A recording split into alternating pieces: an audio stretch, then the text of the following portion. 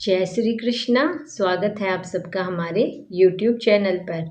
आज हम आपको अधिक मास में पड़ने वाली परमा एकादशी की कथा सुनाएंगे।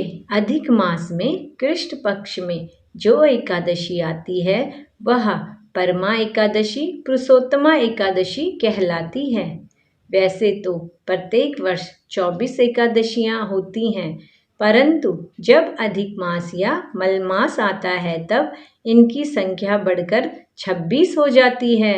इस साल परमा एकादशी का व्रत 12 अगस्त दिन शनिवार को रखा जाएगा। अब हम आपको जो कथा सुनाने जा रहे हैं वह कथा श्री कृष्ण ने अर्जुन को सुनाई थी। पौराणिक कथा के अनुसार काम्पिल्य नगरी में सुमेधा नामक एक ब्राह्मण अपनी पत्नी के साथ निवास करता था। ब्राह्मण बहुत धर्मात्मा था और उसकी पत्नी पतिव्रता स्त्री थी। यह परिवार बहुत सेवा भावी था। दोनों स्वयं भूखे रह जाते, परंतु अतिथियों की सेवा हृदय से करते थे। धन के अभाव के कारण एक दिन ब्राह्मण ने अपनी पत्नी से कहा, धन कमाने के लिए मुझे परदेश जाना चाहिए, क्योंकि इतने कम धन से परिवार चलाना बहुत कठिन काम है।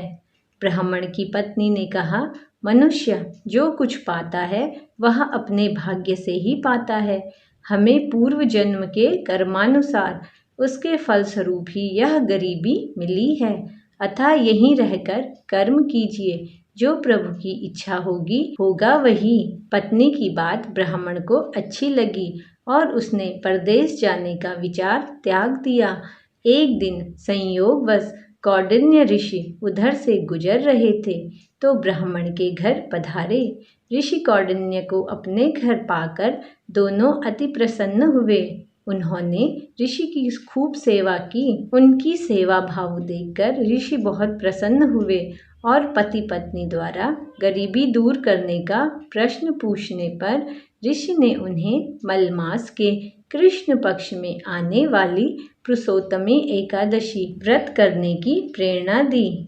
ऋषि कौंडिन्य ने कहा, एकादशी के व्रत के दिन सुबह जल्दी उठकर स्नान करके भगवान विष्णु के समक्ष बैठकर हाथ में जल एवं फूल लेकर संकल्प करना चाहिए। इसके पश्चात भगवान की पूजा करनी चाहिए। इसके बाद ब्राह्मण को भोजन करवाकर दान दक्षिणा देकर विदा करने के पश्चात व्रती को स्वयं भोजन करना चाहिए।